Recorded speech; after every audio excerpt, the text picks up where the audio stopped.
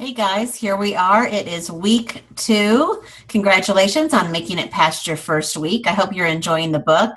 We are now ready to start chapter 2. Some of you, I'm sure, have read ahead, and that's okay. But for those of you that haven't, you are going to spend a few minutes reading chapter 2, and then we're going to move forward with some more productivity this week.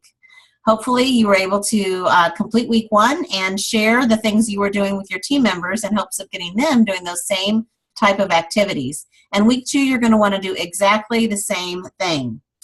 First of all, I'm going to ask that you choose either when she talks about and she gives you examples of 1, 2, 3, or 4, I want you to use one of those 4 reasons for being a part of direct sales and do a live Facebook video.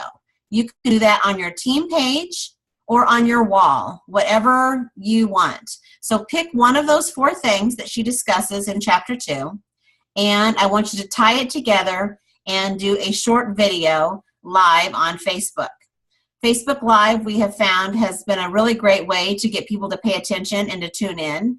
And so this will just get you started with this in hopes that you'll make this more of a habit. Sharing with, it can be new product information, it can be more Scentsy excitement stuff, it can be just announcements to your team, but this specific one I want you to do based on one of those 4 things that she talks about. The other thing that we're going to have you do is I want you to give it 100% effort of securing a fundraiser. Now, yes, it would be great if you were able to secure an all-school fundraiser, but I'm not even setting the bar that high for you. That would be wonderful, and I hope some of you make that happen. But I don't care even if it's a very small fundraiser. I want you to really focus your efforts this week on securing a fundraiser and encouraging your team members to do the same thing. Remember, there's always people out there and always organizations and causes that are looking for a fundraiser. In fact, I am going to be doing the same thing with you, so I'm going to find one this week too. So let's do this together and share our success with this. The last piece this week is I had you rework your 100 list. Now that you've reworked it, it's like anything else. So many of us made that list, and we may or may not have ever actively worked that list. So that's what we're going to do this week. And I'm actually going to be doing a specific training because it appears that a lot of people do fill out the paper in their consultant guidebook when they join, and then very little happens with it. So I'm going to be doing a specific training that I will upload to our Scented Bliss team YouTube channel that you can refer to later and or refer your team members to, or better yet, you can do your own little training on your 100 list. But when I say actively work your 100 list, I do not expect you to get through all 100, in some cases maybe 120 or 200 or however many you ended up putting on your list, because that 100 is not a magic number. It's just to get you really thinking of all of the people that you come in contact with and or have a way of approaching and sharing Scentsy. Is I want you to focus on that list and making an effort of on a regular basis visiting that list and contacting and sharing Scentsy with those people. So for example, just like I train my new consultants, I want you to go through that list with new eyes, new thoughts, and I want you to think about who on this list is commonly talking about needing extra money, maybe working a second job, looking for a second job. Maybe there's somebody that's just at home, they're a stay-at-home mom, they've recently retired and might need to have extra time that they're looking for something to do.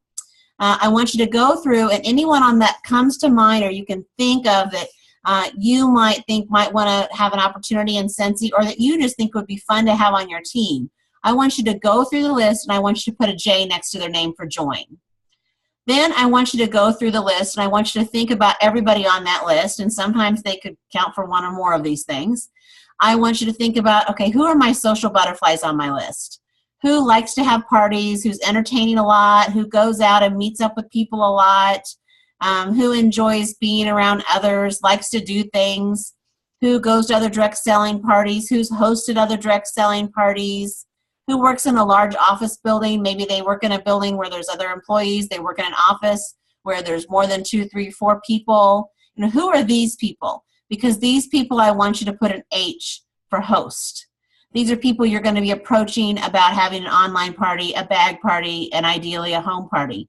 Possibly even an event if they know people who have events, or guess what? Fundraisers. So those are the people that you want to put there.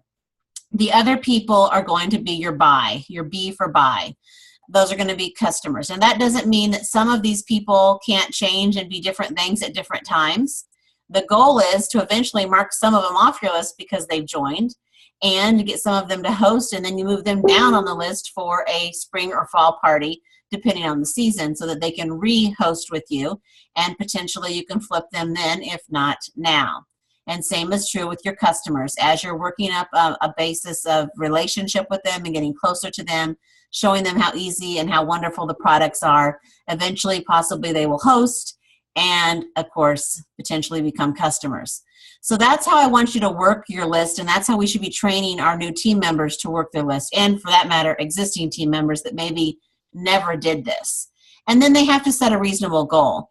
Everybody's time and days are different. If 3 a day is realistic for you, then that's fantastic. If 15 a week is realistic for you, fantastic. You know your time and your ability. I'm just asking you to set a number and be diligent about making this a priority. So this is a working list. It's constantly being used, referred to, and being worked on. So those are your 3 tasks. You may have noticed I uploaded a couple of documents or a couple of posts. Those are surveys. I'm going to be posting those every week, and I would like for you to fill those out so that I can review those responses. That would be really helpful. So you'll see there's a Google survey for week 1. I need you to go through and complete, and a Google survey for week 2. I did include on there the 500 PRV because some of you have achieved it. Congratulations, fantastics. Some of you have not, and that's okay. Just put no, I haven't. I also put on there if you've sponsored a new team member or a reinstated team member has come back, you can mark that as well. And if you haven't, that's okay. You still have plenty of time to make that happen. So we don't need to panic, but I would like to see who maybe has already accomplished some of those things. So if you would, please take care of those surveys this week for me, and then we'll just keep moving forward. I'm excited to see your work, share your work in the group so we can all celebrate you. If you're having any questions or issues, please come to your director. They're all participating in this group if they have participants, so they are here for you to encourage you and help you along the way. So I look forward to another great week with some good posts and good information and success. Talk to you guys soon.